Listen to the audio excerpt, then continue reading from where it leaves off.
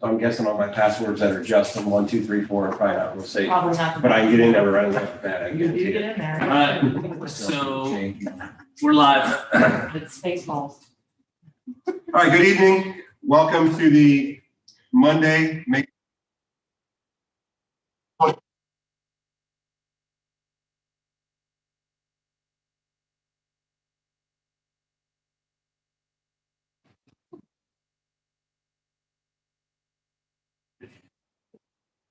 Okay. Start over.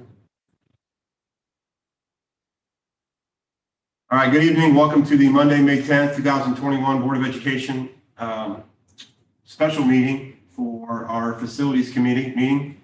The time is 5:24 p.m. Ms. Reese, can you please call the roll? Yes, sir. Rick Gilbert. Here. Justin First. Here.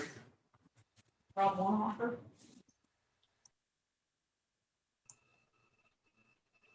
Caleb Runkle. Here. Danny Elam. Here. Lori Sebastian. Here. Judy Reese. Here. Number 3, do we have any additions to the agenda?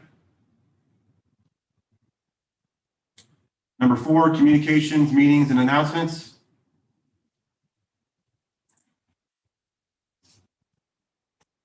Okay, number 5, items for discussion, reports, status updates. Thankfully, we have Garmin Miller and representatives from Peterson here this evening. I appreciate your time, and we're going to receive a project update on the K-5 building this evening. Can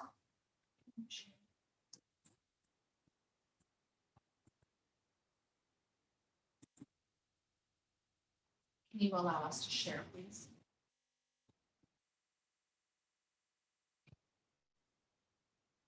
All options will be host. Oh, very good.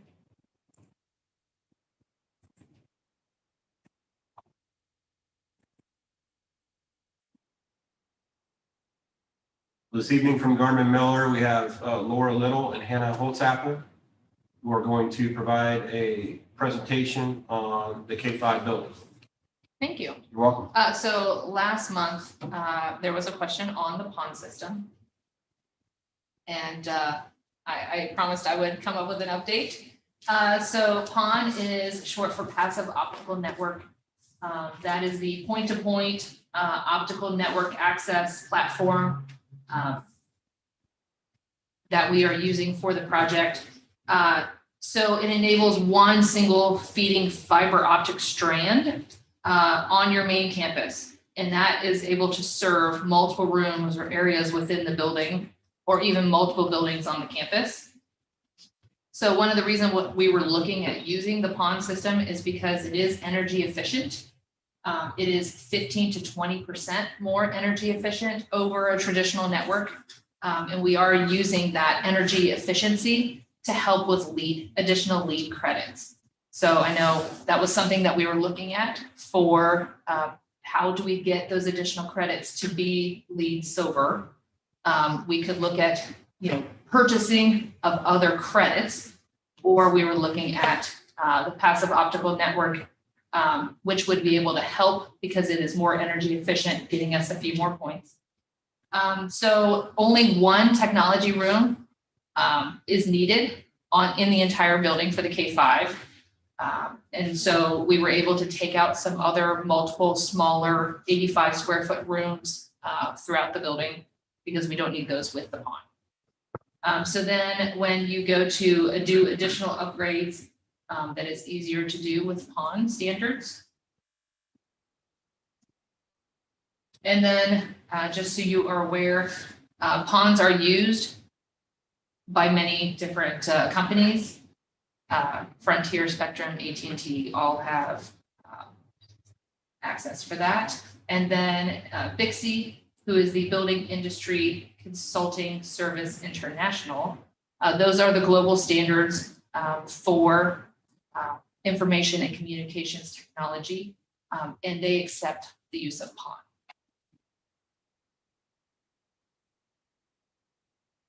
So we just wanted to give you that update on that. You have any questions on PON at all or Garmin Miller at basic level?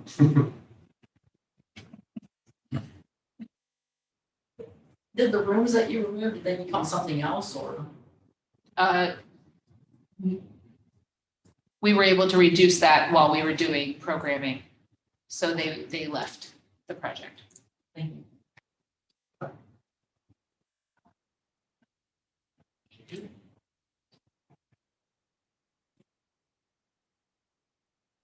So then I know that we were going to talk about the schematic design and reconciliation. I know that that information has been sent out to everyone. So we do have some budget issues like we have talked about before, and we've been, very cognizant about how to be very efficient with the project. But like we've said many times, so far everybody has had their wish list. And this is the very first time we're putting an estimate together on that. So we fully expected schematic design to be over budget, usually is. This is the first time we have to rein it back in and get on budget. So, going through the K-5 building, I know everybody was sent the sheet with the VE options or value engineering options. So in having conversations with the district, we were looking at items that could possibly be approved. Some of those we have put on those lists, wanting to get your approval on those items tonight. Some of those that we've looked at possibly rejecting, and those went into that column. Like removal of the pond system. Yes, we could look at removing pond, putting back in traditional network system, putting back in that square footage for those tech closets. But then we also have to look at where are we going to spend additional money for some of those other lead credits that we have not yet identified when we did our lead visioning meeting. And then we have a couple items that were in the owner reviewing columns. Those are more of the bigger impact items. The first one we had on there was the item A8. And I think that after our conversation with the county and the water line extension, how far that needs to go, I think that we can go ahead and move that over into the approved column because the county is going to allow us to extend the water line just to the drive, not extend it all the way out to the edge of the property line. You want to put this on the screen so everybody's on the same line or no? Okay. You still have control. So then the next item wanting to get your approval on is item A38 and A39.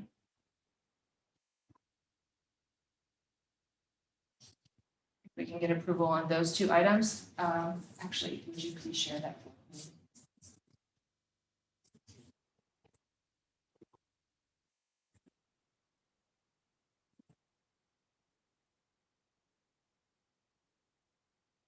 And I know there was a question of what does that look like?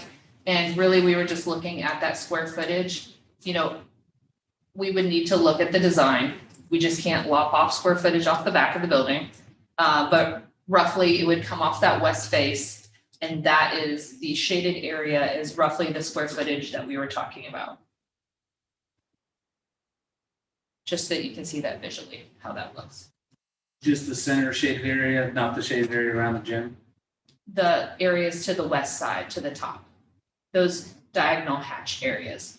That's roughly the square footage that we were looking at reducing.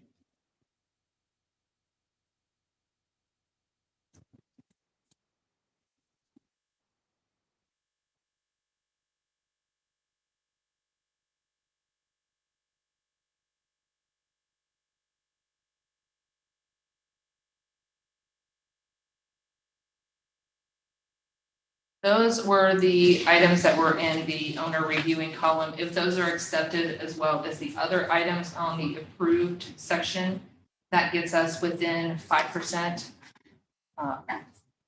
of the project budget that OFCC would allow us to continue moving forward onto design development.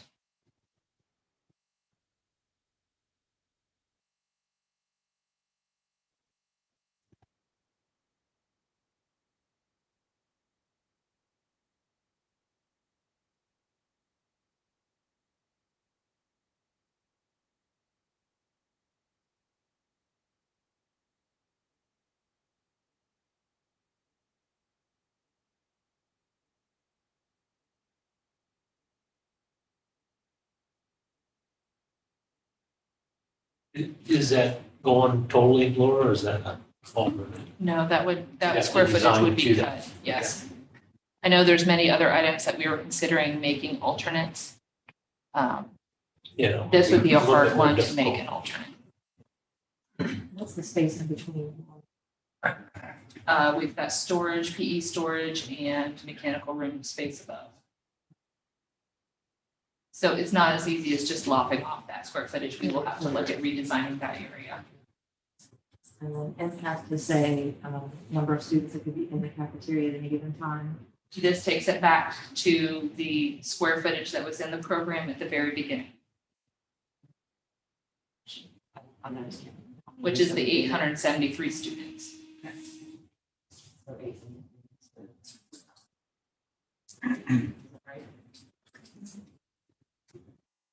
The gym floor.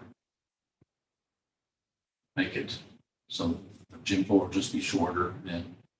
No. The wall would be play closer to space the would other. stay the same. We increased the size to be able to add more bleacher area. We would be cutting the bleacher area to do that.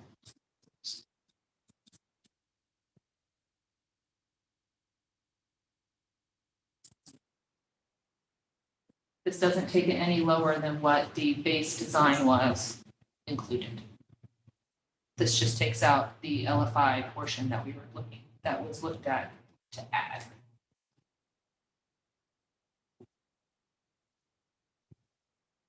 Did you happen to look at taking any kitchen space out? We're paying for some of that from Illinois.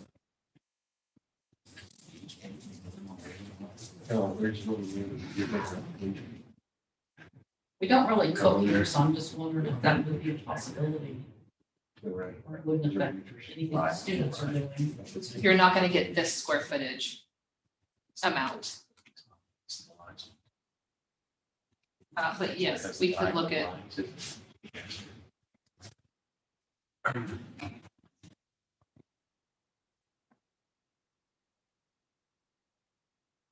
So for clarification, this is getting removed basically that's area. right here? Is what would be cut, not necessarily in that location. We would have to do a redesign.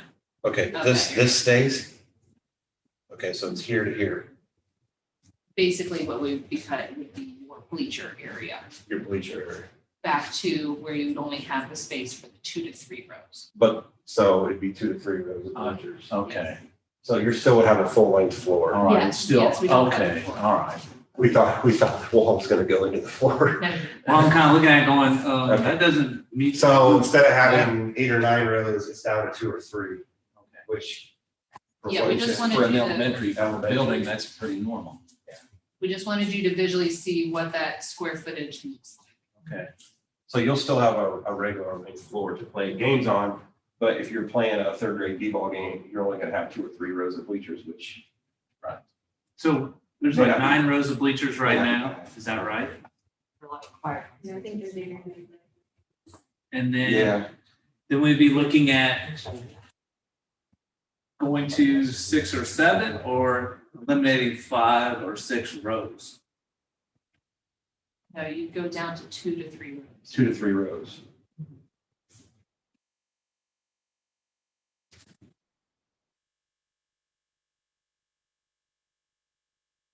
Is that staging? In the very middle? Yes, it is. Okay, so,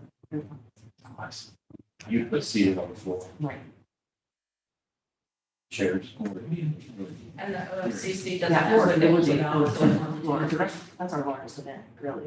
OCC doesn't include bleachers, period. Other than Those are football. purchased by the school district. You can go either side, because it'll open up the whole thing. So you're saying that you're just showing the area, it won't necessarily come off that It end. will not come off that end like that. What's the total square footage? I think it was. 700. 700 for the gym, 635 for student dining.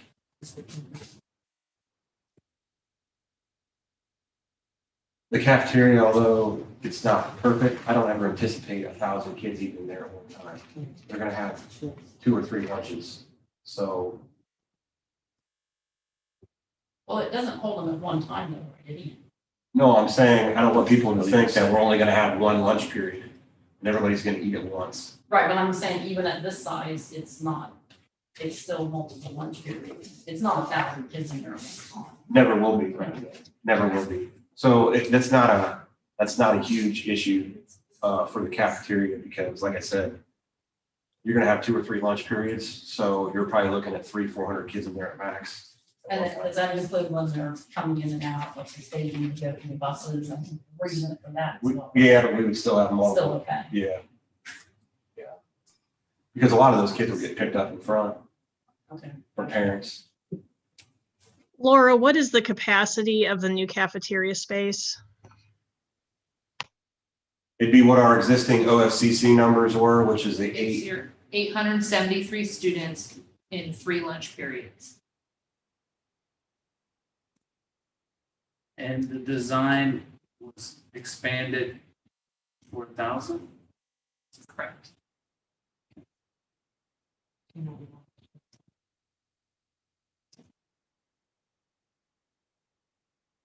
My thoughts are is, when we look at bringing down the gym, although it would be back to a normal size, I think that, that we will forever regret that decision. As our programs continue to grow, the number of students and how we utilize the gyms for awards presentations and multiple tournaments, that we will feel that impact of only going down to 2 or 3 rows. As we look at the gym that's used by the elementary now, it's difficult to fit everybody in there. And not during COVID, but in a normal season without COVID for a b-ball game, even for, the lower rec league, it's packed. People are standing in the hallways because there's nowhere to sit. And we have that many rows of bleachers right now. For our current student growth, and we look down the road, that's going to be more. Is there any other places for that space that we were looking at for the gym that's potential? So I just ran the numbers from what Julie's I asked suggestion about was. the kitchen. She was asking about the kitchen. So we did increase the size of the kitchen as well for 1,000 students by 584 square feet. So that could be cut from this kitchen instead. Have the difference cut from the gym. I think that'd be a better. So my personal thoughts on that is this current kitchen that we have here at the school, I don't believe it's fully utilized as is. And I believe the new one will be larger space-wise. My opinion only, people can disagree. I think we look at taking it from the kitchen before we do the gym. But that's just my thoughts. That may require you to, because I know we had already worked through the kitchen design and how much Yeah. storage and how much freezer Yeah. cooler. That may require that some of those spaces that you store more over here for what you might need and might have to transfer over to the other building. Okay. I just know that our current kitchen is large for what we need it for. For It 16. also contains, it also contains equipment we don't use. So I think you said you were gonna be smarter about what equipment is. A few pieces of equipment will be moved over to the new building. Right, but I'm saying if we're smart about not putting things in it that we don't use, that may buy us a little space too. because Correct, so, We got things sitting on the floor here. Yeah, that take up space. but the difference is from this time to last time was the last time it was designed without input from the kitchen staff. So the kitchen staff has let Garmin Miller and our consultant, I can't remember their names, she's indicated what they use and what they don't use. Yes. So we're only getting what she uses. I understand, I'm just saying, it seems like part of our space is taken up with some equipment that we don't. Yeah, because once again, it was designed without any input from the kitchen staff and it was just created and here it is, instead of asking what they use and don't use, which we did this time. And we're only getting the stuff that she utilizes. which means that there's going to be even an increased amount of space, even if it was the same size as the current cafeteria, current kitchen we have. Stating that we have less equipment in there, increasing the space to manage the additional students if they grow, versus adding the square footage. That would be a better place to remove square footage from. It's not ideal, but I think the district could transport some things if we had to. I don't think we will need to though. I think we'll be surprised at how big that kitchen is. Yeah. Which I know probably throws a monkey wrench in your plans. Better now than later. So we could look at 584 square feet coming from the kitchen. And then the remainder of that 700 coming from the gymnasium, which would be 116 square feet. Speaking of wrenches thrown in the situation, what are your thoughts around possibly using that stage area to open up to the basketball court for additional bleachers that way?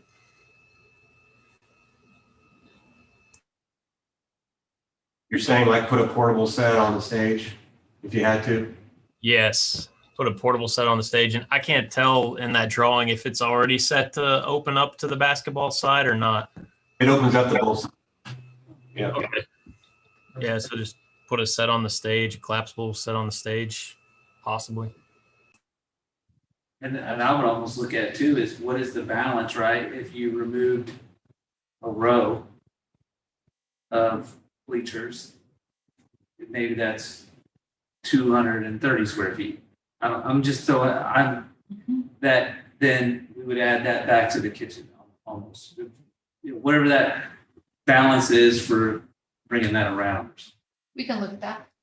No, it's not 100%. So how much will we have to take? You said 100 and... It'd be 116 square feet.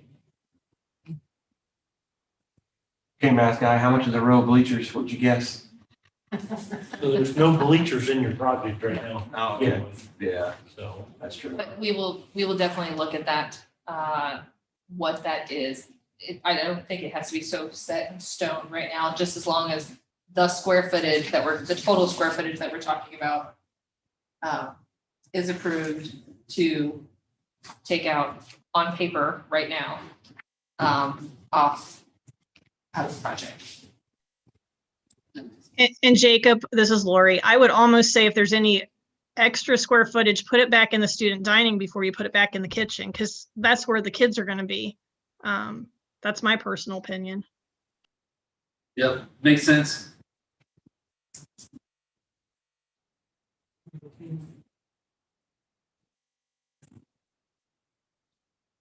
So then if that is approved, we will move that over to the approved column. And if the rest of the items on that list are also approved, we will move forward into design development.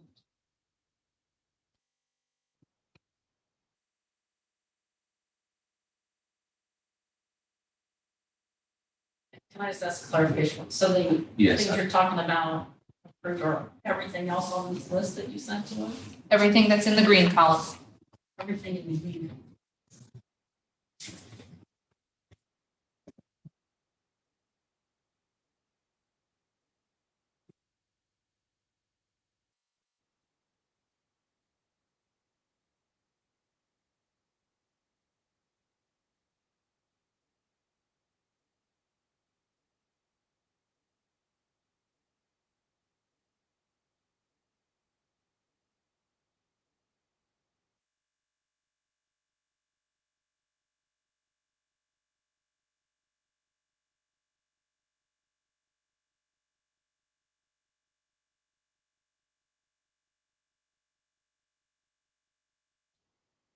Things in the owner reviewing column. Yeah, those are the only two items. Unless there are others that you need clarification on, or just wanted to make sure the rest of the items on that list are approved. Okay, the water line one was already. Right. What would you do as the alternative to 847?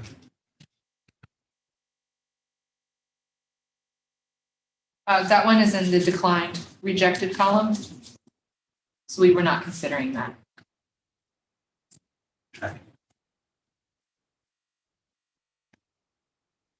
So these are gone based on some estimate that we've been given, or just the fact that prices have gone up? Off the estimate that you have been given, yes.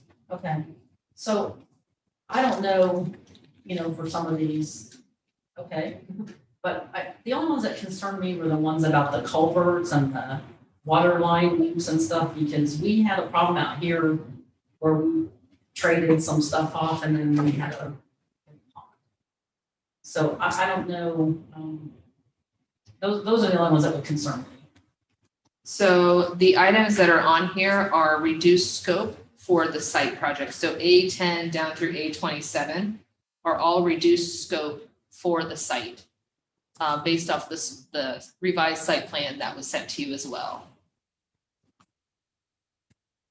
So this isn't getting rid of any required detention areas. This isn't, this is getting rid of that, some pavement areas, reducing, trying to be more efficient, how we take the water line around the building. So delete means reduce? Yes. Okay.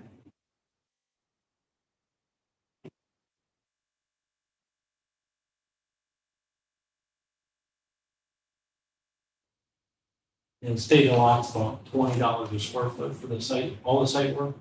And for what was designed at this stage, it was coming in about $40 a square foot. So on 100,000 square feet, you can see we're a couple $1 million over right there just on the site. So we had to do something with the site. And if things happen to get cheaper, I know that's probably not a possibility, but can they come back if that happens, or? So this estimate does not account for any hyper inflated escalation prices we're seeing right now. If it continues that route, then it'll be a problem going forward. I guess what I was asking was, should, the star line up and everything becomes magical, are these allowed to come back in, or once they're gone, they're gone? That depends. So, like that loop road connecting from the two sites, that's something you could always do in the future. I mean, in this project, like, does OFCC prevent it, or can it come back if?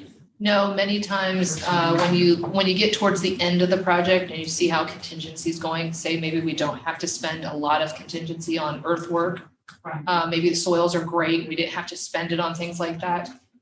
That's when you could start to pick up some of your alternates. But many times it becomes like your, more like your plantings, things that you look at, things that you knew that you could always add later, that you took out of the project for now. You start to look at possibly adding some of those things in, like plantings, maybe some more playground equipment, some furnishings, some finishes. Those are generally some of the items that, some more of the embellishments get added back into the project then.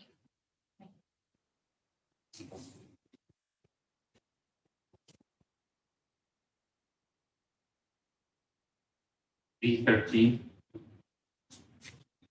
Yeah, so then moving on to the stadium and field house project. So we did say B is a boy, right? Yes. Yeah, okay. So on this project, we don't necessarily need to get it all within budget. If we look at the field house is pulled out for now. I know that you've looked at, we've talked about what to possibly take out of the project. I know you are currently fundraising. If efforts go really well with fundraising, then maybe you are able to get everything on this list. But for now, the items that we were looking at reduction of some items that have been put into the approved list. Many of those are alternates that could get added on later if your fundraising goes well. But for now, this is okay to move forward into design development if that field house is on hold. I was looking at that talked about 12 flagpoles and then rejected. to keep it versus the pole vault pit? No, that was approved to remove, Remove it, sister. approved to remove. Oh. Every time I think. I And hear we this- don't have anything in the rejected column right now.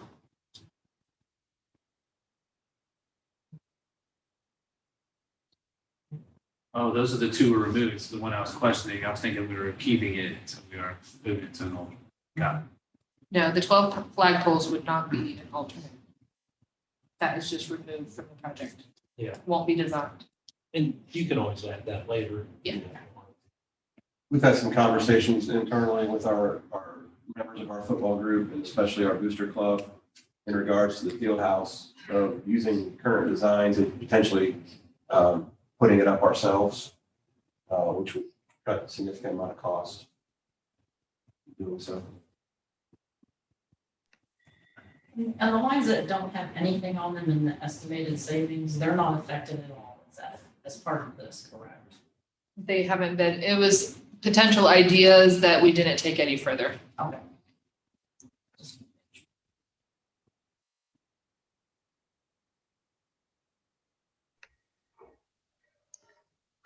Justin or Laura, can someone clarify for everyone in the room what the plan is, whether we're going to pursue synthetic surface turf or if we're going to drop that? Because I don't think it's real clear on this document. The current plan is to continue to proceed with the turf, but we're going to be able to do that by putting the field house up ourselves.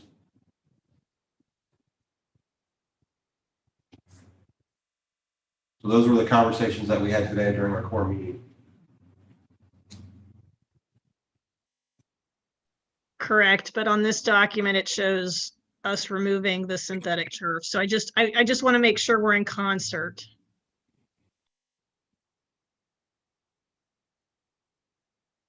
We can include it as a. Okay.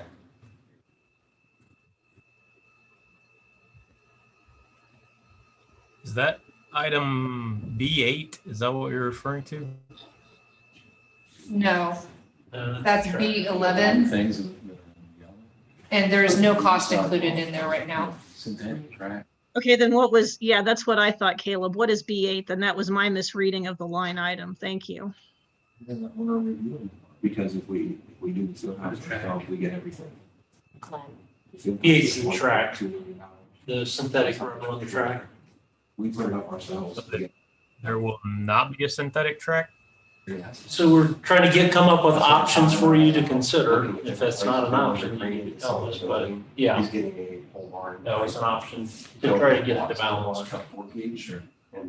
But we don't look at if you pull out the field house right now and we put the field house on hold and you look at building that all together on your own, it comes off of this list and this is on budget. Yeah. This So that- I portion see. of the That was the idea behind the field house. So Todd and I and Damon have done some site visits in different places, utilizing the current design plans that are in place and looking at like a 4 foot high or 4 foot up split block and then frame it, attic trusses, and then installing it ourselves, putting it up ourselves. And if we do that, we believe that the cost that we'll save will allow us to do everything else within the football stadium project.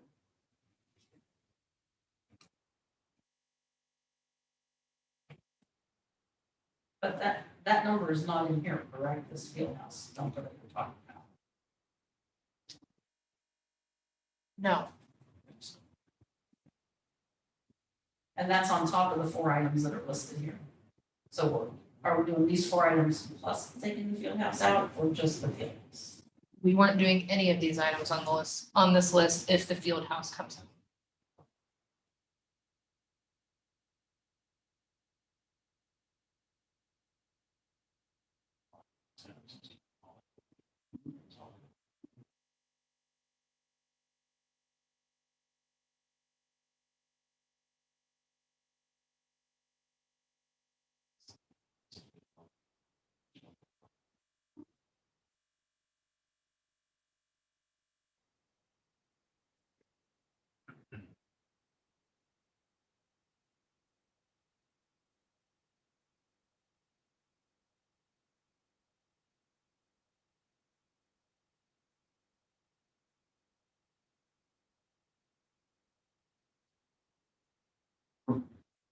idea.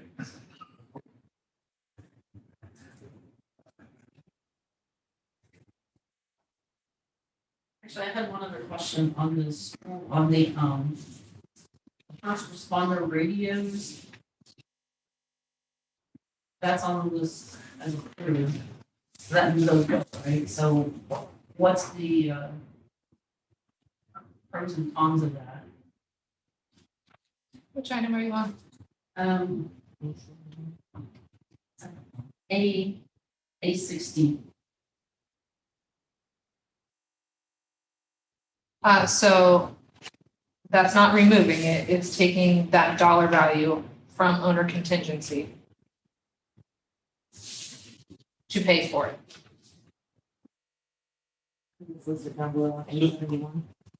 So on the first responder system, you won't know until it's done, and then you do testing.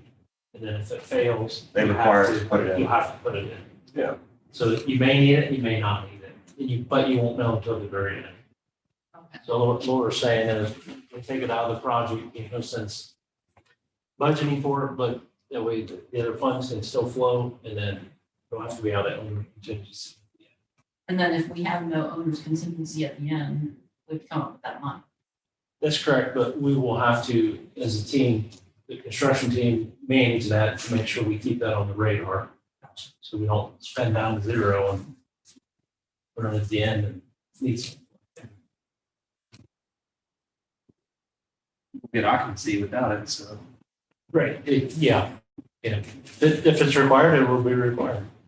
Yeah. And then, Depends on the area. I don't know if this is a good area or bad or. so they should have. I don't have any. And we know problem. somebody. I don't have any problem. Walk around, at least in this building.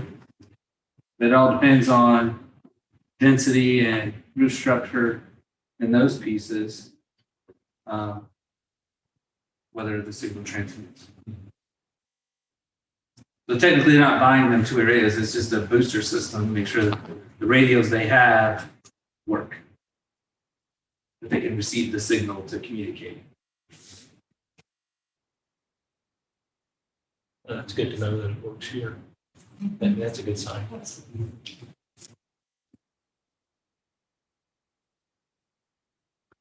So I just want to ask a clarification question too. So I just want to make sure I heard this right. So on the site work ones where it says, all those ones that say delete, those are not totally deleting.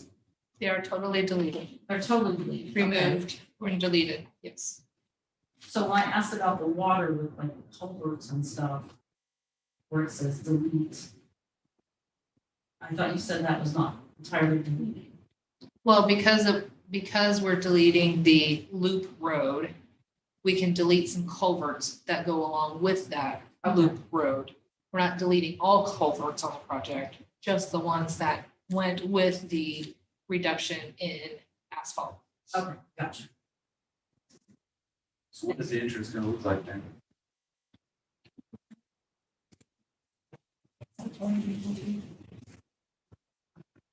It was in the email that was sent to you.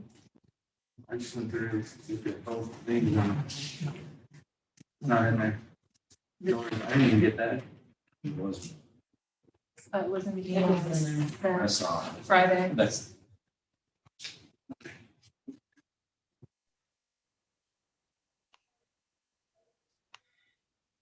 Jacob, I think it was an email I forwarded because I had several questions. Yeah, that's the one. So is that our bus lot now? It's Yes. not alongside the stadium? So so this is one of the options, one of the ideas is that the bus lot, was it in the east-west orientation, was traveling uphill and getting into a lot of cut and fill.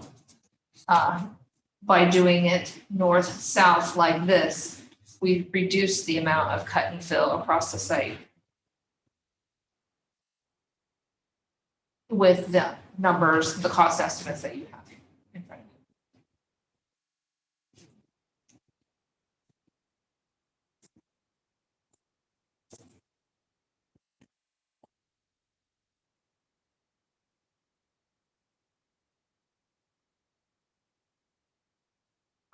Laura, one other quick question. Where's the playground gonna go now that the parking lot abuts the back of the school?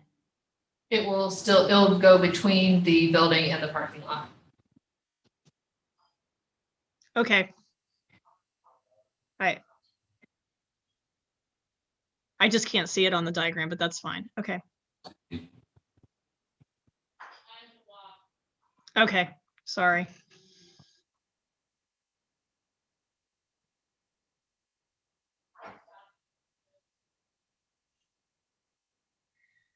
Well, Nato's almost better because I know the teachers were concerned with the distance the students would have to walk, whether they be primary or 3 through 5. So that's good because you can, easily access either side.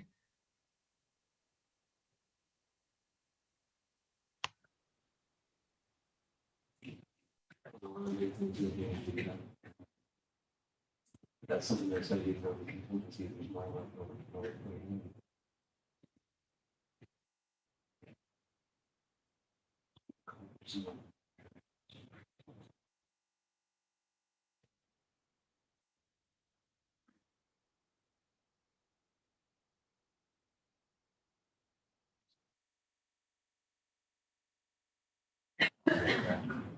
Well, just this one.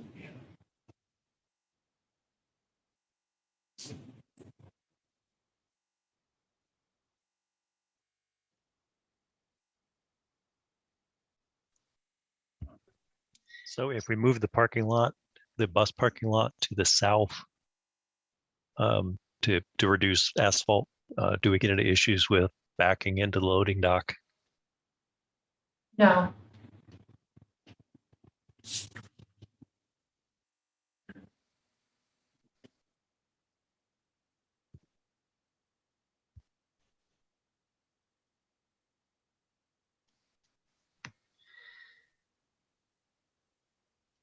And then the nice thing about this is even though right now there's not funding for the loop road or even to take it out to Agenbrod in the future, it gives us that capability. So I really like what you've done.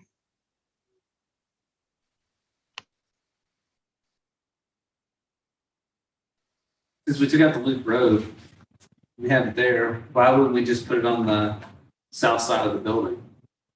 Straight in line with it. What's that? The one on the south side. Instead of it going right here and creating that, why wouldn't it just go right here? Then be right next to the building and we'd get rid of all that. Either way, you'd still get to that because that's where the kitchen is located. Next to the student dining, next to the, student entry. We were keeping that bus lot so you have a separate entry for your students into a main area. Your students are also able to use that parking lot space. The teachers were pretty excited about using that whole parking lot space during the day for playground, for using it. There's inclement weather, but they can still get outside and walk on a hard surface.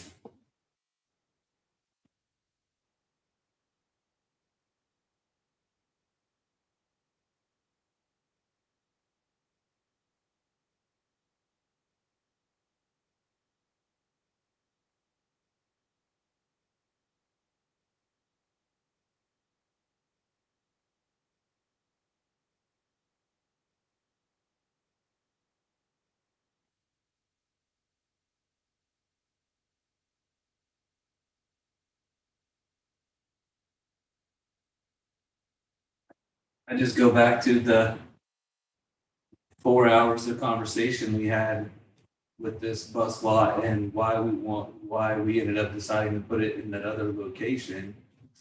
And all the benefits that we saw from that, from the multi-use, from not only potentially supporting the stadium to also being a bus lot for an additional building, that it could be the staging area to utilize in both places so that we would save funding down the road with regards to that. Versus, the difference of saving that funding right off the front side to create the additional costs on the back side. If that makes sense. Completely makes sense. And some more media access to playground space. Is that like closer What to the later? building? It's gonna be closer to the playground space as well, more immediately without crossing the parking lot to get to the playground. Right? Hmm.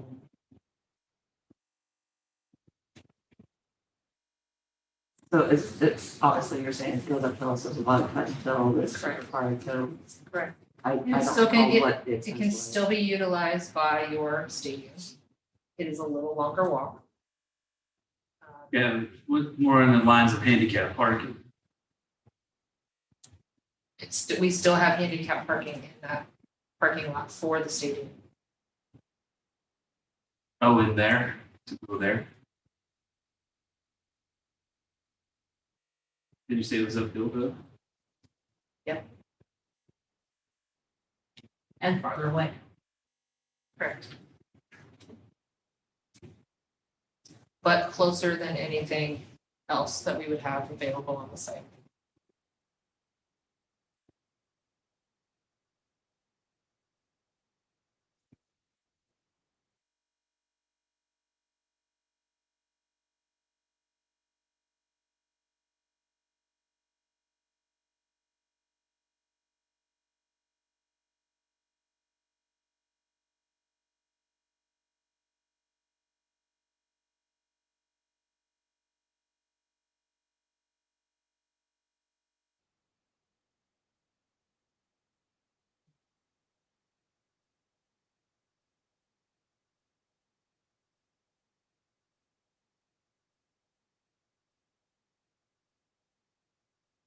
And where was that reduction at, Julie, that you were bringing up?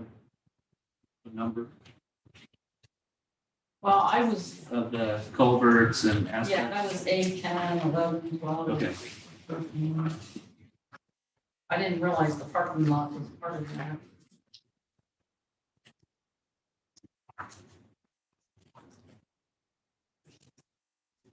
I don't know, is there a number for that? The parking lot? It's the A21 through A27.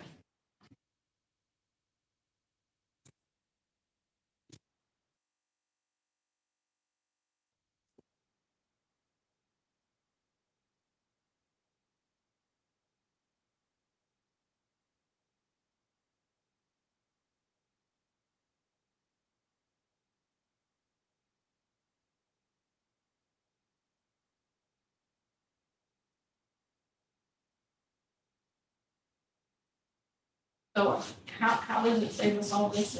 I thought it was the grading that was saving us, something with the grading. So the parking lot size was also reduced. So that down to just the numbers that you need for staff and visitors.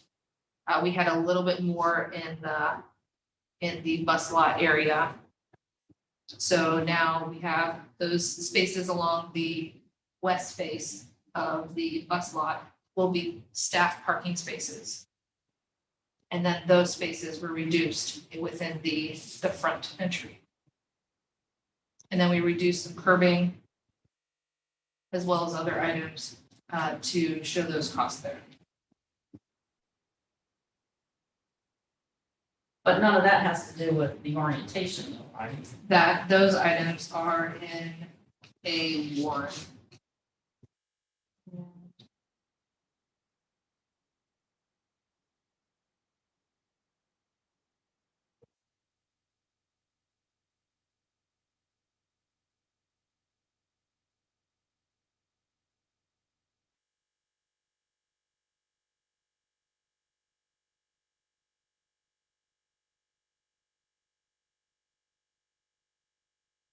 A1. So you're saying the parking lot in the front became smaller as well? Yes.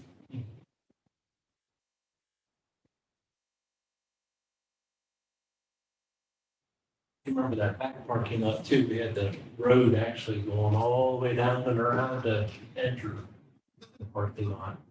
So the buses could go all around, so when they reconfigured that, a lot of that square footage, which obviously helped the budget, get us back in line.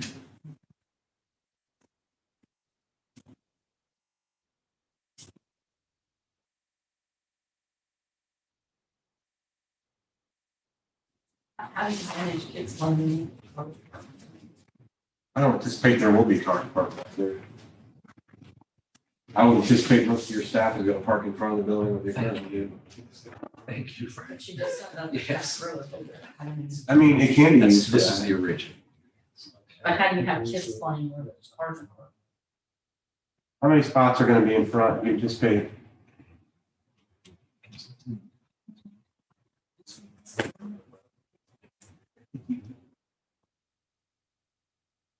Good. Yeah.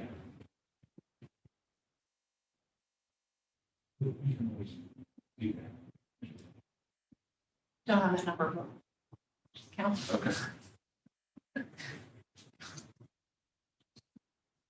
Like 60 in the meeting. What kind of teachers? 60. But you're gonna have visitor spaces too. Yeah, we probably have 8 visitor spaces in front of our elementary building right now. If that. Are we gonna have more staff? Because we're gonna- Well, that's 5 grade levels. That's 10 teachers a grade level. We currently have 5. There's And then- there's 5 or 6. approximately 100 spaces. in 100 front. spaces, we don't. About 100. I mean, you're gonna have probably, you're gonna have 30 teachers right now in the building. So I don't Plus anticipate. staff. Plus other staff. Kitchen, yes, there. Yes. Okay, so you have 50, so 50 spots. I don't anticipate there ever being 50 visitors unless it's Grandparents' Day.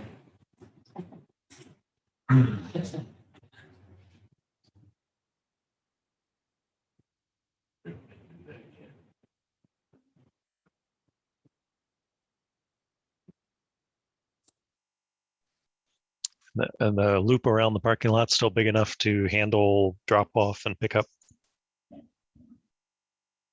Yes. Okay.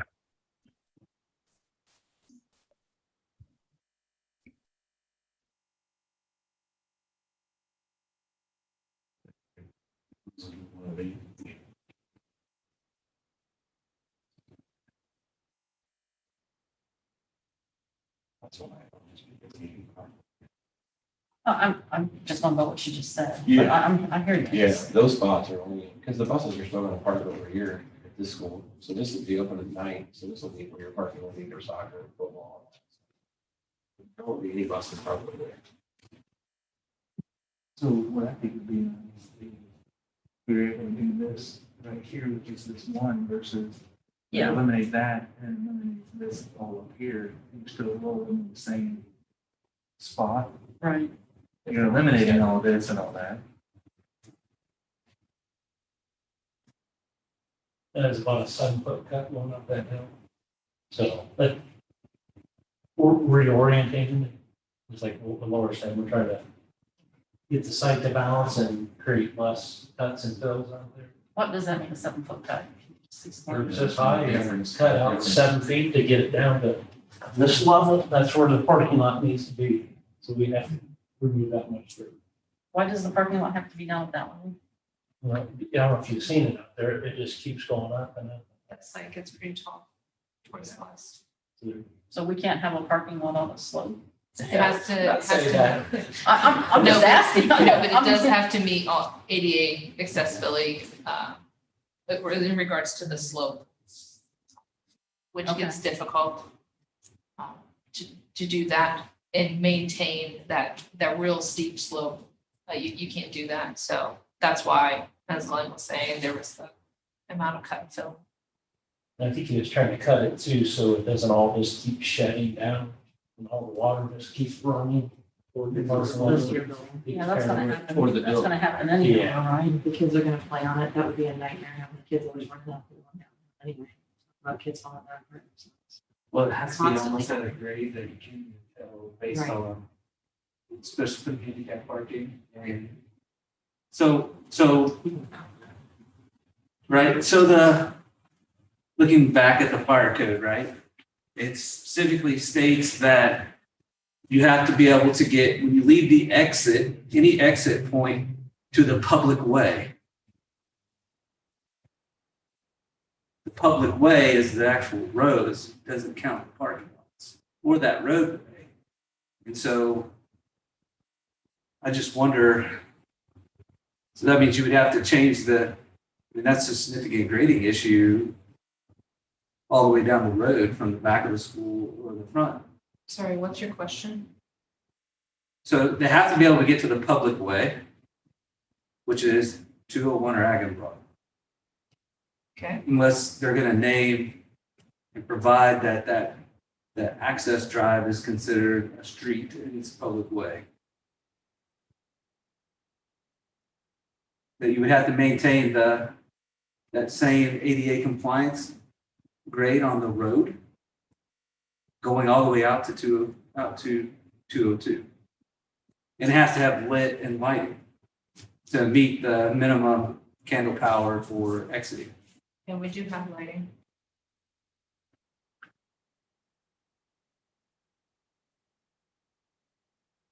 And this grading plan will work. It's not, you want to try to find an ideal situation. You don't spend all the money. In the day, sure. Spend all that money, So, yeah, it's trying to get a happy medium, happy balance.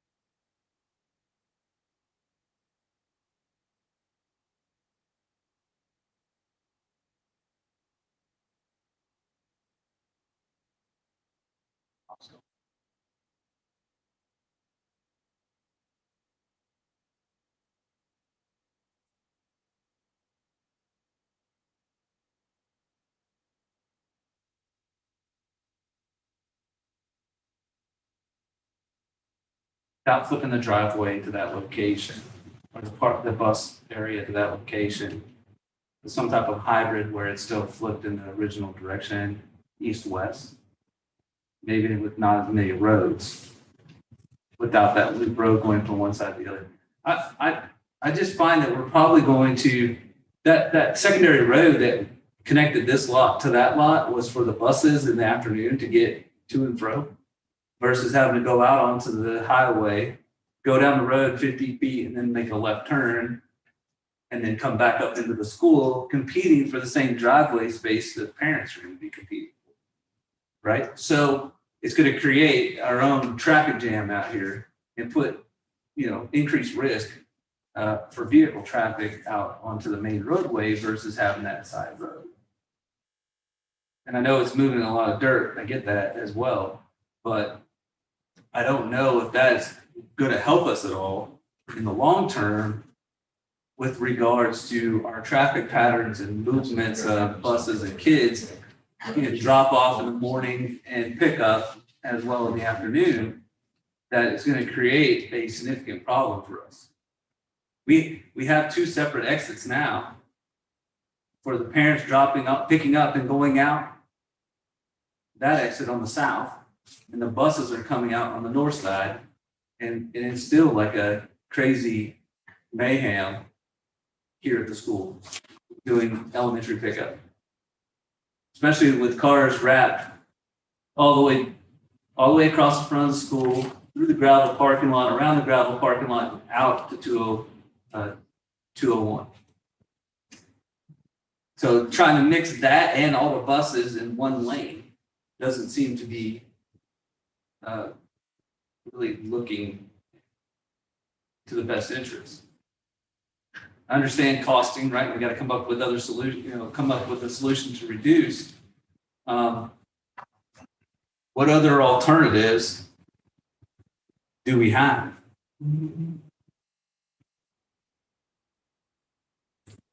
We're running out of options other than cutting more square footage for academic spaces. And we added a significant amount of square footage as well, correct? Under LFI? Correct.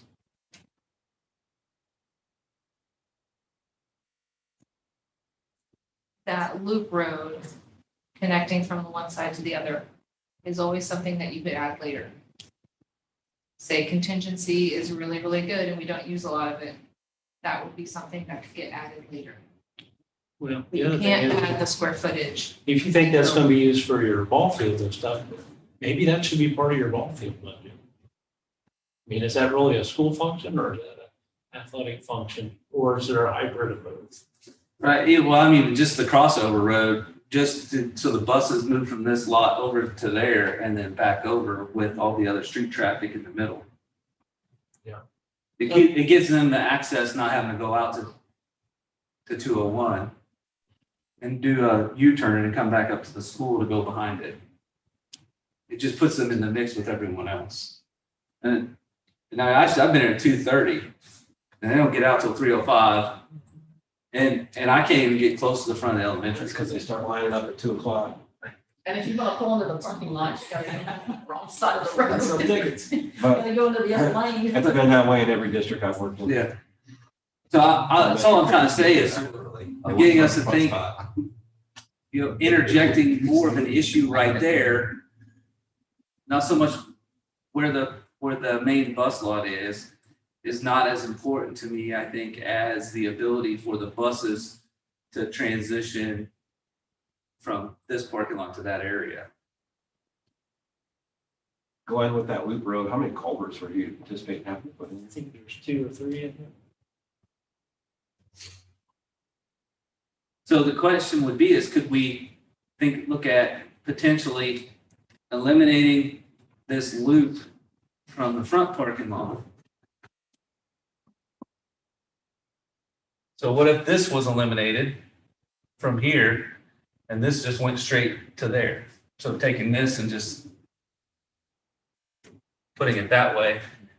If we wanted to connect these later, we can, but that allows for the increased safety for the bus traffic to remain staying on school property versus having to go out. It's not a 1-for-1. Yeah, understood. Right. Because I'm sure it's going to require even more culverts or even more dirt work running north-south than it is the way you have it east-west. As a potential. That eliminates our concern of parents driving to the back of the school in the middle of everything. They can only go to that parking lot. But then you're forcing your buses to drive back over to this site to get back out. Which would then put them in a different intersection than parents dropping off and picking up. So they wouldn't be intermixed.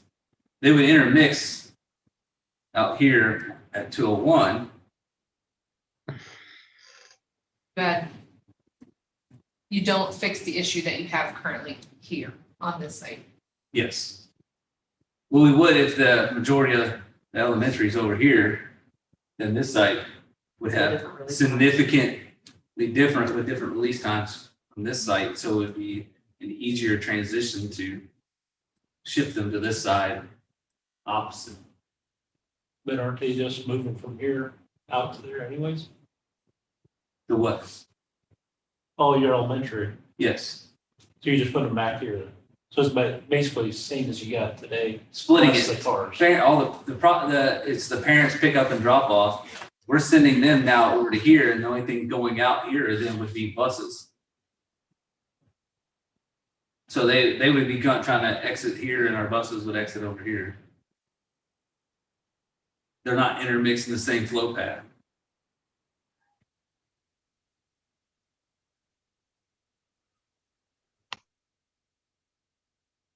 But I'm not an expert either. The only way to do that, what you're suggesting, is to still cut more square footage. If that is the priority, to connect the two sites for the buses, you would have to cut more academic square footage. Laura, do we have to pave the road? I know this sounds silly, but could we just gravel connect the two lots? Would that help? Yeah, you could. I mean, I know it's not ideal, but it's not ideal for us to cut square footage, right? I mean, that would be less optimal. The only thing we want on that gravel would be buses.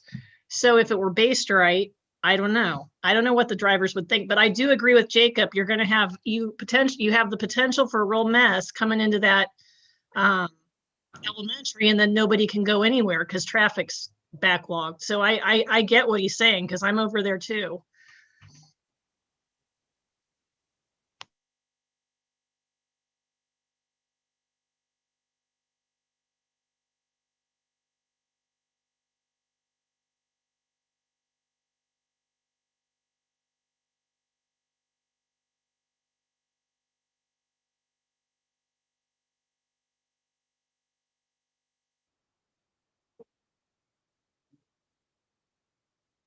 Yeah, the only thing that's different is you have blacktop on top of it. Are you still increasing your costs though? Yes. And if so, where are you gonna find the money? Well, If you're short now. right. So if this moves to this corner, we eliminate all of that to here, and this all goes to that direction. So this doesn't need to be up here. It can be down here now. So we're dropping this to this corner, less pavement in this But the area. purpose And for yes, you that can was do stacking that, with the cars. but that also allows more for stack room for cars. It also, by having more turns like that, it gets them to slow down. Mhm. So by having them turn twice, they have to slow down.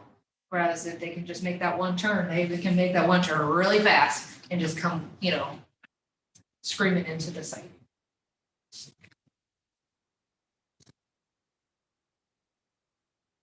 Yes, obviously not gonna cause any trouble from a fire and EMS standpoint, so if you don't have no path to the back from the front of the building, like for the. We've already had those conversations with the fire chief, and he is fine with the plan that we have. Well, no, for you, But- have, but I'm talking about the digging. But if they Cut off delete that, driveway, cause a problem, or if they delete that from your perspective? Well, they would come from this side over. And they would just know that in the plans that they have on file. They would just have to, if we were calling for them, would be to determine whether we need them in the back or the front. Now, the back would mean they would come through this drive. Yeah. To the back, or front would come through the other drive.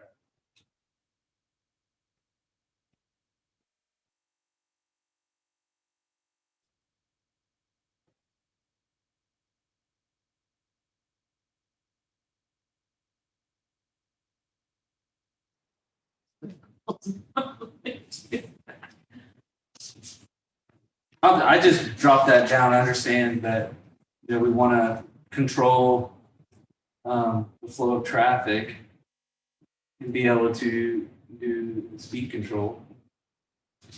From that, I was just looking at other options to how could we reduce that road to put it into the road going across. yeah, again, the overall budget, the OFCC budgets that they give you are not Cadillac. Usually most districts have struggled to make it work with the budgeted dollars they give you. And most times we see them taking all their LFI money, regardless of what they're playing for, throwing it into the building to assure they get the building that they want, and then maybe buy some more of it. I looked today that the projections, you guys are on the 2019 cost calculator. So up until then, everybody's been running short and have to throw in money. They actually upped it $20 to $30 a square foot from 2019 to 2020. So $30 a square foot on your 100,000 square feet is $3 million. That would help drastically in this situation. And then from 20 to 21, I don't know what that is. I mean, that might be another $20 a square foot. So as you can see, it's been a struggle to make the budgets work. And then back to your site. Your site is very heavy on the site work. As you can, I mean, if you take two little roads, you can connect up to Agabroad, all that stuff goes away and your site cost drops drastically. I know you don't want to do that. But I mean, we're budgeted at $20 a square foot for site work and you're at 40. So there's a lot going on the site here, which is fine if it goes on, but we still have to maintain this budget, then it's got to come out of somewhere else. I mean, you only got so much you work with. So I guess those are decisions you guys have to make. We do need to keep Laura and her team moving to the next step, but we want to make sure they go in the right next step. They go left, right, or center, you know, so we need to keep them moving. We did talk in the core meeting. We're going to push the early site work package back a little bit. And what we'd like to see is get through DDs, re-estimate again, see where we're at, make sure we're on the right path, and then we'll go out for that early site work package later this summer, early fall. So I think that all makes sense. So we're not going on the, we don't want to just start to start. We want to make sure we're going in the right path. So you mentioned the raising, like if the OCC raises that. I had this question and we were going to ask Valerie today, maybe you know, do we get that difference if they up the amount? Or stuck with the 2019? You signed your master plan agreement and that locks you in. And there's been districts in 2018, 17, 16, they've really struggled. Yeah. Because the projections weren't keeping up with the economy. So, I just, you know, I understand why you're trying to, why the recommendation is to go this way. But I'm looking, my perspective is coming from 3 years from now, when the school's there and the community is here yelling at us why they can't pick up their kids because there's too much traffic. Why couldn't we foresee the future when we already know what it is? Because we have it right here. We see it every day. Why would we plan to put ourselves in the same position right now with this? And so that's why I'm proposing some other alternative to buses being separate from cars. Whether that is taking it out on Ag and Broad. I'd be happy with the buses going out on Ag and Broad. But I don't think that that would probably drive additional costs, re-scope Ag and Broad Road to handle the traffic. And so 300,000 to widen. Can we get some kind of variance from somebody on having to redo Ag Broad just to get the buses out there? well, I think we would need it because if you recall the hill they're talking about, you can see it, that it's going to be designed for that safety element. If you think about a bus going out and making a left and taking up both lanes of traffic when traffic is traveling, there would be significant widening so the bus could execute that, plus be able to see the full appropriate distance. Because there is a hill coming up from the west to the east. So, and then cars coming off of 201 as well be an issue. I mean, this is better than what we have right now, what we had in recent years for elementary, because we did that gravel lot that cars can pull into and circulate and create a loop, you know, to get off of 201. So until we had that, because buses truly, you know, it was an issue. It was a big problem, you know, and having that even with the separate drive. So this is better than the previous issue. I think we can all agree with that there is a place for cars to loop. You know, that's, road. yeah, and get off the road. We could even wind if we had to in between, you know, the parked area, the parking lot area, if we needed to. So, And we already went through, you know, doing a master plan of this site, how you would like to have it function. right. And then building that loop road later when you can fund it. Yeah.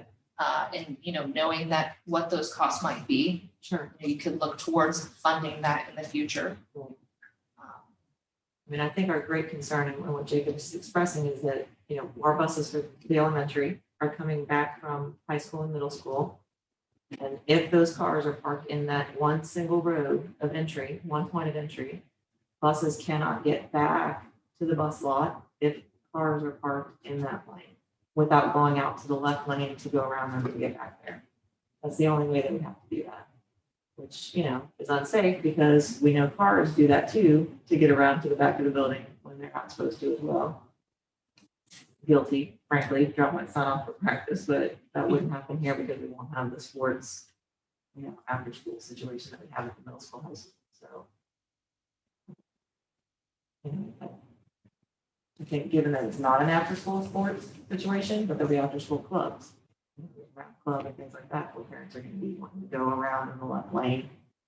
Which that's the concern I have. The parents are gonna be cutting around the left when the buses are gonna be trying to come out. Because they need to get back to the building to drop their kid off for a club or something and go around all that park traffic that's just sitting there waiting. Or pick up them for a drop off or go to a meeting, just the principals or what have you. Instead of waiting in that line.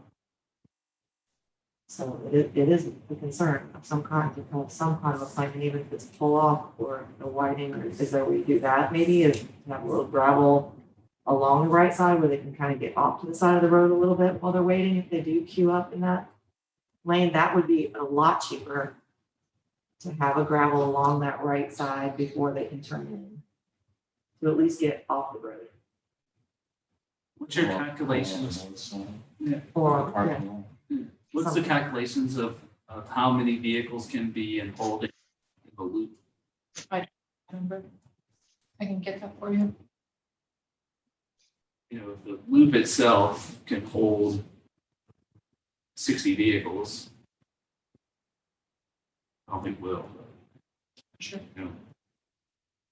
Also looking at, trying to understand, like,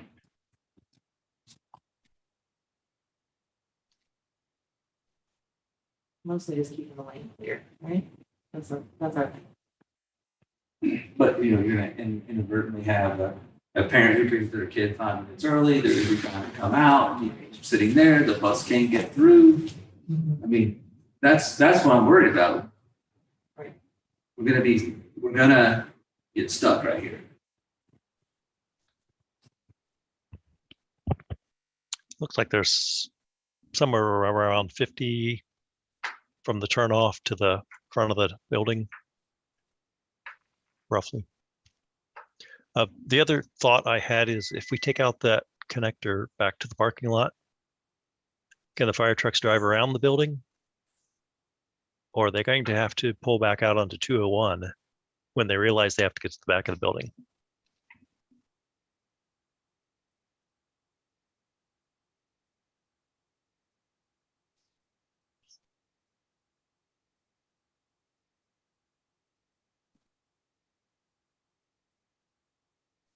Yep, good questions. That's where we're saying that they'd have to delineate in the call whether they want them at the front or the back. Now, not everybody knows that, so it could be a random person calling, and then there's have to go back and forth. So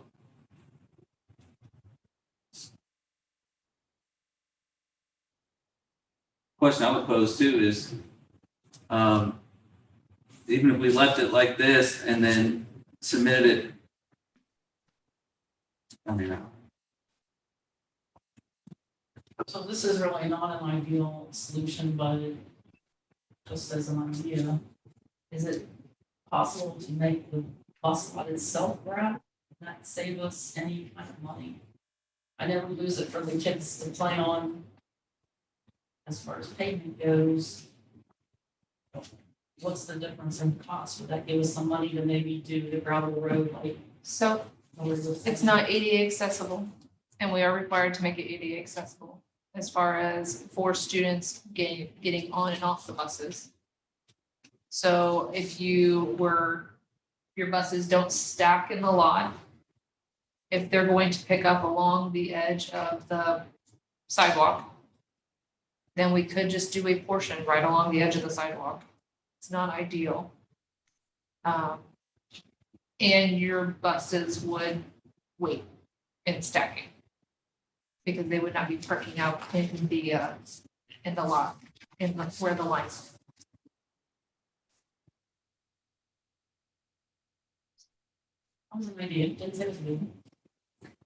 Oh, we've already bantered that one around.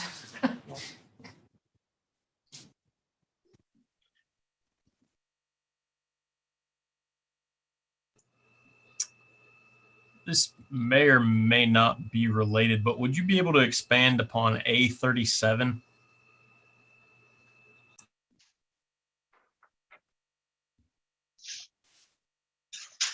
That is the, yeah, so basically that front canopy would become an alternate with the columns and the, This is A37.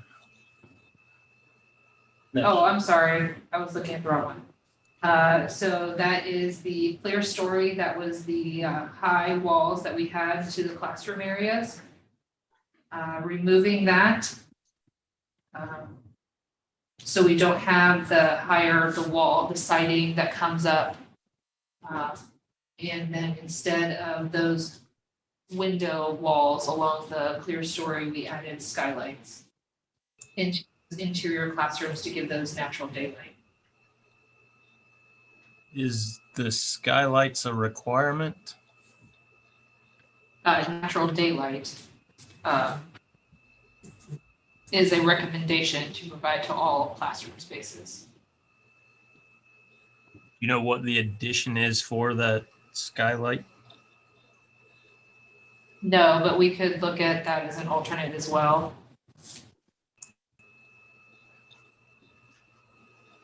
And that would also alleviate roof penetrations or some roof penetrations.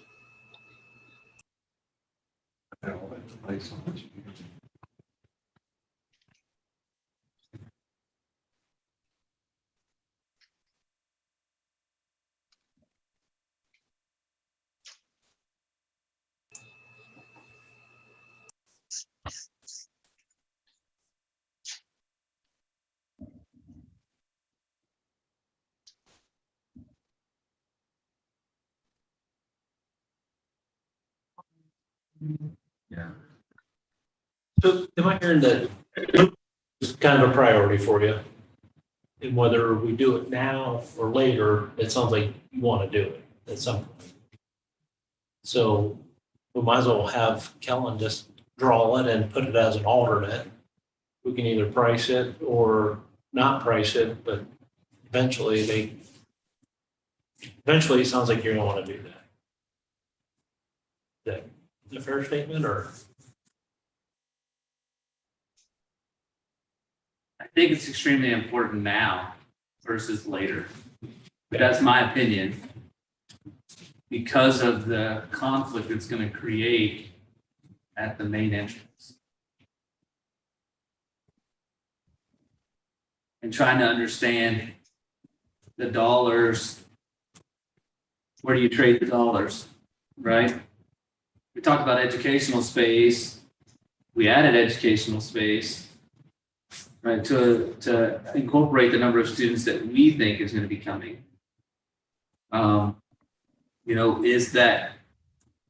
Is it just eliminating one of those additional classrooms going to cover the cost of that? We added 5 over what was projected with our enrollment numbers. 3. Yeah. So is it better use to potentially eliminate one of those to make sure we have the appropriate flow of traffic, or is it not? Is it more important and appropriate to have the issue and deal with it to have the classroom?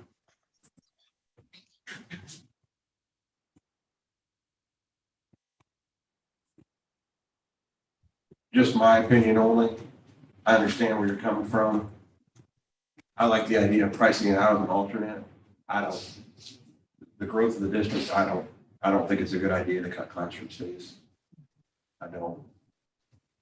Because I'm pretty confident the day you open this building, you're gonna be too big for it.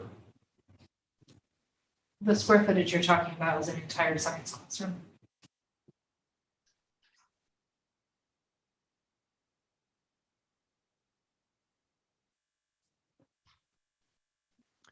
Seems like it'd be easier to add the loop later than it would be to add a classroom later.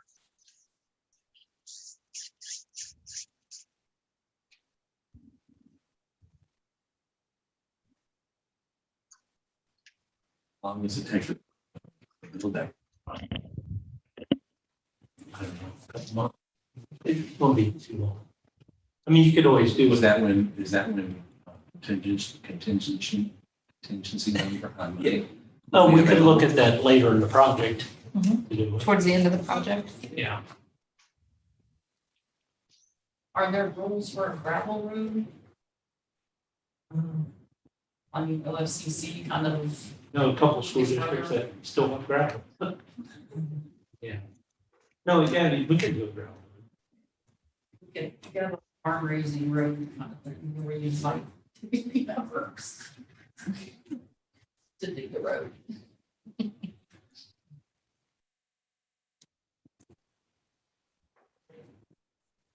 Might be possible, this would be a lot farm, but unconstructed buildings.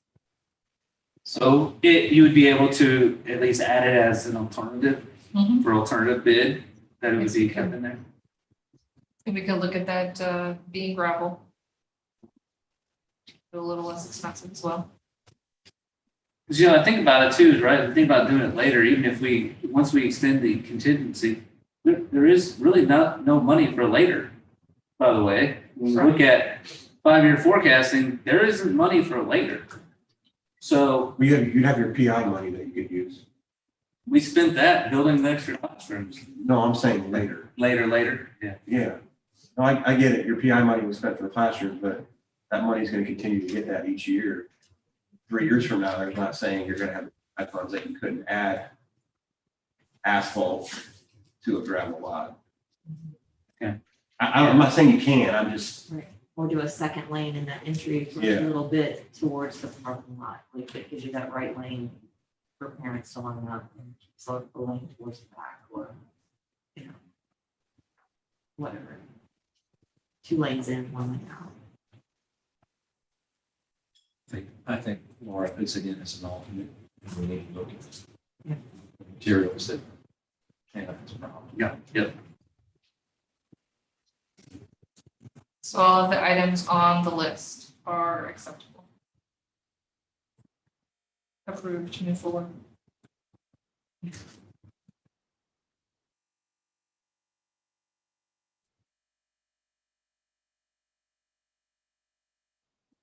Nobody's gonna say it.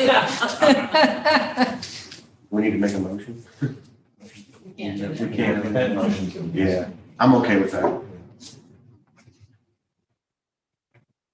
The main one's a footprint and the basic building components for Lauren or team to keep going with.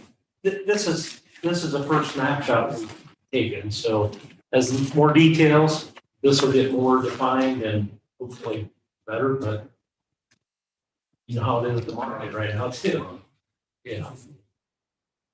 So when's the date where we lock in and we don't have to worry about this? Because are we gonna be doing this again in another? We are gonna do this again in another month. Yes, that's how the process goes. So design development, so that was the next step that we need to, we'll continue working on the documents, add more details into it. We're doing an estimate off of very limited information. So there's a lot of guesstimating going on, trying to come up with these numbers. So as there's more details on the documents, we're able to provide better costs for each of those items. So then design development, that next phase, we'll do another estimate again, like Glenn was saying. We'll go through this process again of reconciling. There's always reconciling to do to make sure that we get exactly what it is you're looking for. And then when design development is approved, then we will finalize the early site package documents. That's that first set of documents that will go out.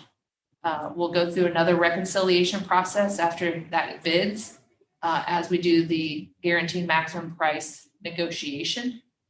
That's where you lock in with Peterson what those costs are for that early site package. Okay. We'll continue designing and finishing the rest of the building portion towards the end of the year. Send out those documents. They will put a guaranteed maximum price together, and that's when you lock in the rest of the project. So I'm asking that because there's a whole list of things here, but on the accepted list is almost everything. So what's left to cut when we do go through this again, if prices keep going up? Are there more options that aren't listed on here that? We're trying really hard to get a very good handle on it right now. I know you've had to make some hard cuts, with this first phase. But we're hoping that the next portion, our team is working on trying to identify niceties, extras that we're going to pull out as an alternate right off the get-go, instead of putting it in. And then we look at, possibly taking some of those items out. So that way we can take a look at which items you do want to be on that alternate list, which items you don't, and then we'll just cut those and not put those on those bid documents. Under promise and deliver as much as you can. Yeah, one of the reasons I asked too is like Jacob said, we spent a lot of time talking about that parking lot and the advantages of putting it the other way. And here we are, a month or two later. That's unfortunately, that's part of it. Unless you're willing to generate some more funds from the community, I don't know what else you're gonna get the dollars from. That's an unpopular statement, but it's one that needs to be stated. The school district is doing everything it can on its own dollars to try to provide as much as we can. I wish we had a unlimited amount of dollars that we could pull from, without having to go to a bond issue for additional funds. We're pretty fortunate not to have to do that. Is there a reason that for the bus parking, it's all the way over? Versus shifting it back to here on this corner? It was just, we needed to have a conversation with you. Can you schedule your deliveries before and after school to allow that? Sure. That a bus will not be parked there when somebody's trying to back in. That would eliminate this, bring this over here, and they would just have to come through and forward. Right? As it is right now, we currently receive deliveries at all hours of the day. FedEx, UPS, they don't call before they come. They just show up and they call us when they're in our driveway.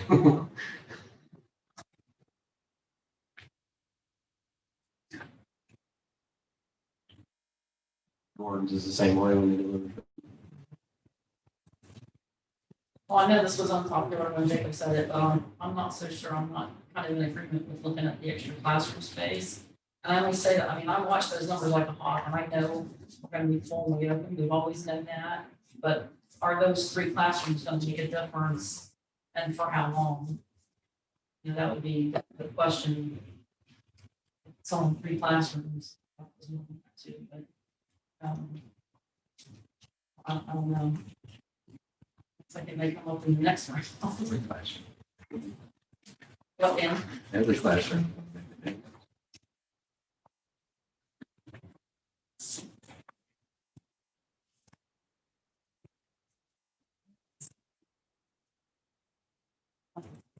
And most important, teachers, it's the most important for the community. Right? If they come back again. Okay, 7 o'clock. We are involved in most of the game. Yeah, we didn't get started. Still got building materials before. Right, so I can look at this stuff. And we can come back next time. We understand you guys need to get, continue moving on, but we can get to that we can bring it to the next meeting. We don't need a decision today on So I guess the thing just would be to facilities committee recommends, so you have no motion, but Okay. do the facilities committee agree this is. Quick question for you. Are the items listed on the school K-5 building, are they completely separate from the stadium and field house? The two budgets cannot mix or cannot be moved around?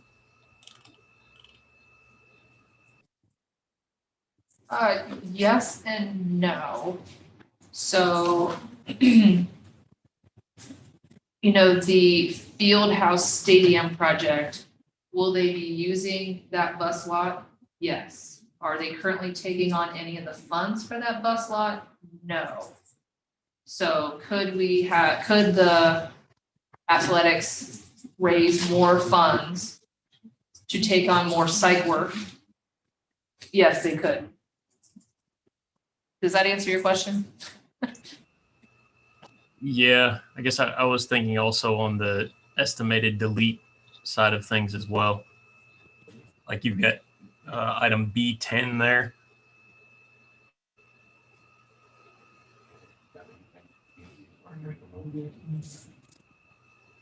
And have that moved into the K-5 budget? I would say no. You really should not do that. Okay.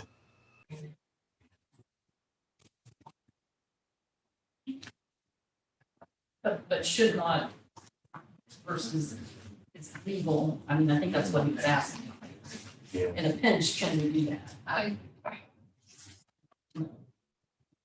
You still have to come up with more, you still have to come up with more funds for the K-5. Right. So what are you willing to get rid of to take some of this from the stadium project and put it into the K-5 project? Right. Because with the K-5, you have to meet the minimum requirements that are in the design manual. So that's what we have to meet, those minimum requirements. You don't have those same requirements with the stadium project because that's not being paid by the state. So. But brighter side, if there's like economy of scale and say concrete, by applying those things together, would there be a benefit to having those budgeted together? You are getting those bought together. Yeah, okay. On paper, the money is separate. Right. But you're only going to have 2 contracts with Peterson, one for the early site and one for the rest of the project. Right. You're not separating out, here's the K-5 project and here's the stadium project Right. in the contracts with Peterson. Now, OFCC will want to know what those costs are separately because they're funding their portion and not the stadium. But they don't have to have it broken out in contracts that way. Right. I think that goes to Caleb's question too, I think a little bit as well. There are economies of scale for a lot of things. Yes. All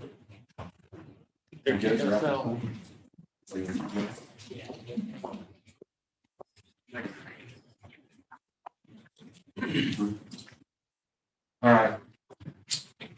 So our next, do we have any hearing in the public? None on the YouTube. Okay. For next and future steps, we're gonna have to take a look at exterior finish. Continue to reconcile the DD, is that correct? Or SD? SD is done. SC's reconciled. I'm still learning these terms. We will continue working on the design development documents. Design development documents. We will also continue to receive updates Give on me hope. State Route 201 with our continued conversations with local government officials on water lines, et cetera. Also, some updates with additional conversations with the local power companies as well. At the schools. So next meeting date and time will be scheduled for June 10th, I believe. Is that correct?